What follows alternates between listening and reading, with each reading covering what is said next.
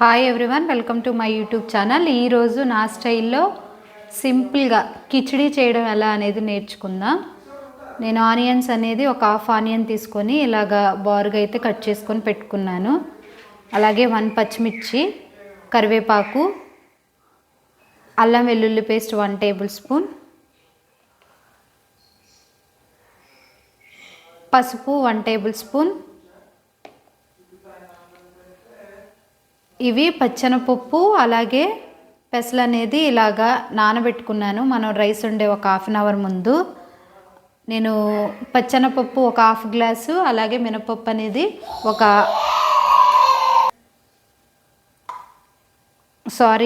అలాగే పెసలు కూడా ఒక హాఫ్ గ్లాస్ అనేది నేను ఇలాగ నానబెట్టుకున్నాను. రైసు ఒక గ్లాసున్నర తీసుకున్నాను ఈ గ్లాస్తో. ఇది కూడా హాఫ్ అన్ అవర్ నానబెట్టుకున్నాను అనమాట.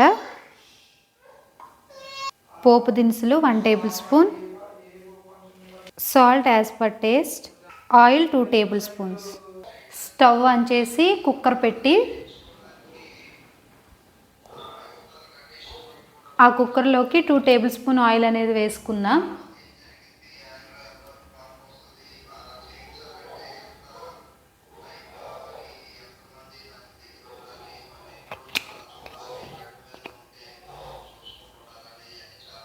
ఆయిల్ అయితే వేడయింది. ఆయిల్లోకి మనం పోపు దినుసులు అనేది వేసుకుందాం.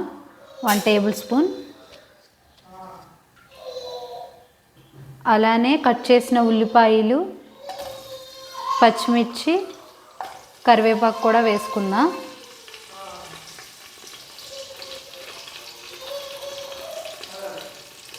వీటిని ఒకసారి కలుపుకుందాం మనం.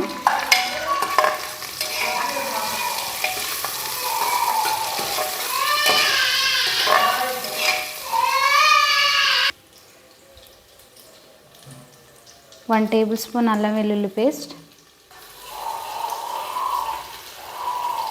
ఒకసారి కలుపుకుందాం.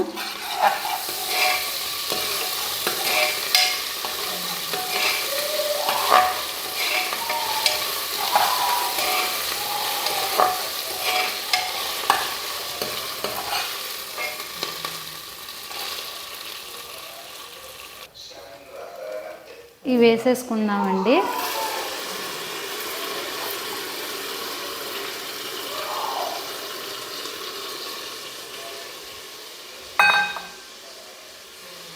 అలానే రైస్ కూడా వేసుకుందాం.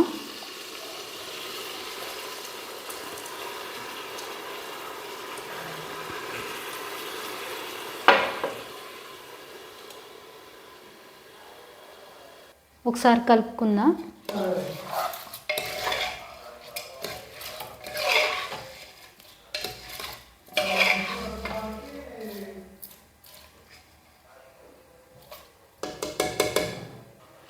పప్పు అలాగే రైస్ కలిపి 2.5 గ్లాసులు వచ్చాయి కాబట్టి నేను అదే గ్లాస్తోని ఒక 5 గ్లాసులు వాటర్ అనేది వేసుకుంటున్నాను.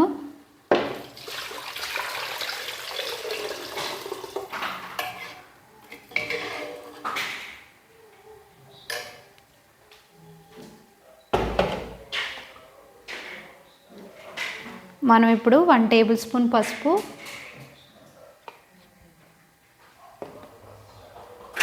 అలానే టేస్ట్కి తగినంత సాల్ట్ అనేది వేసుకుందాం.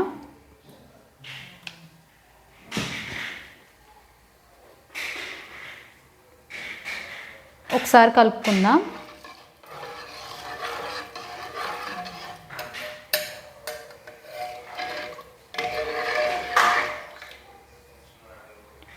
ఇప్పుడు మనకి ఉప్పు సరిపోయిందో లేదో చూసుకుందాం.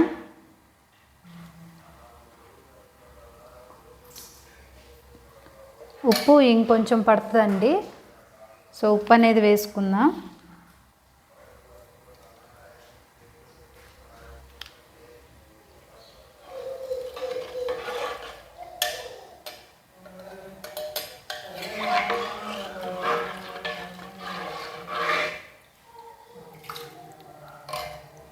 సో ఉప్పు అయితే సరిపోయిందండి. ఇప్పుడు మనం కుక్కర్ మూత అనేది పెట్టుకుందాం.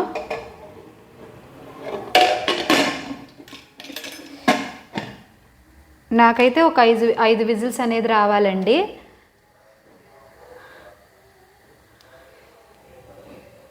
ఫ్లేమ్ అనేది మీడియం ఫ్లేమ్లో పెట్టుకొని ఒక 5 విజిల్స్ వచ్చేంత వరకు మనం ఈ రైస్ అనేది ఉడికించుకోవాలి. రిపోర్ట్ కరెక్ట్ కాదనుకుంటా రిపోర్ట్ చూసాను, లేదు మేడం ఆ రిపోర్ట్ కూడా నేను ఆ రిపోర్ట్ పంపించలేదు మీకు అని చెప్పి మేడంకి మీరు 2 డిఫరెంట్ డేట్స్ పెట్టారు కదా, ఆ 2 డిఫరెంట్ డేట్స్ది అని చెప్పి అది కూడా పంపించాను నేను. సో అప్పుడు చూడు అది నెఫ్రోటిక్ సిండ్రోమ్ లాగే ఉంది, నెఫ్రాలజీ దగ్గర పోవటం మంచిది అని చెప్పి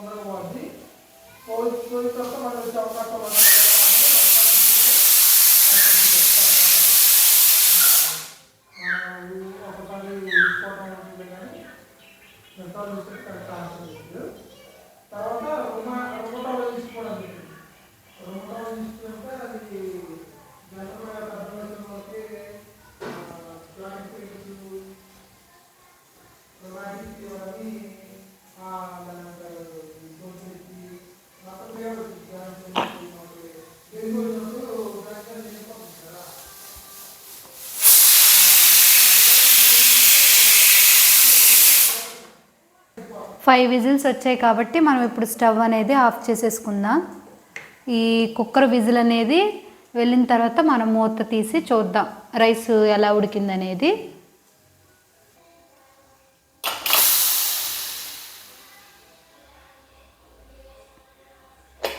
విజిల్ అయితే చాలా వరకు పోయిందండి. సో మనం ఇప్పుడు ఓపెన్ చేసి అయితే చూద్దాం రైస్ అనేది ఎలా వచ్చిందో.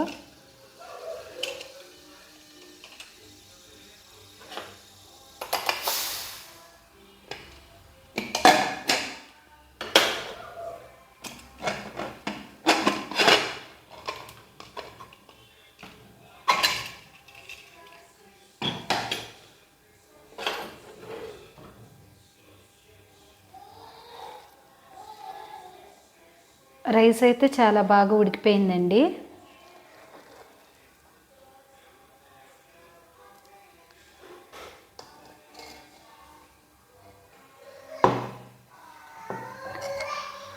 సో మీరు ఎప్పుడైనా ఇలా ట్రై చేసి ఉంటే కింద కమెంట్ చేయండి. చాలా మెత్తగా ఇలా మెత్తగా ఉడికితేనే కిచిడి అనేది బాగుంటుందండి.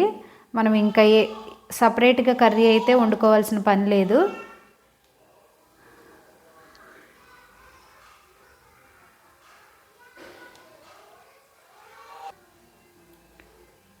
మీకు కనుక నేను చేసిన విధానం నచ్చినట్టయితే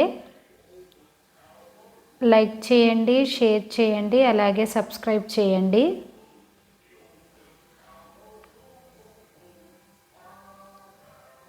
థ్యాంక్స్ ఫర్ వాచింగ్.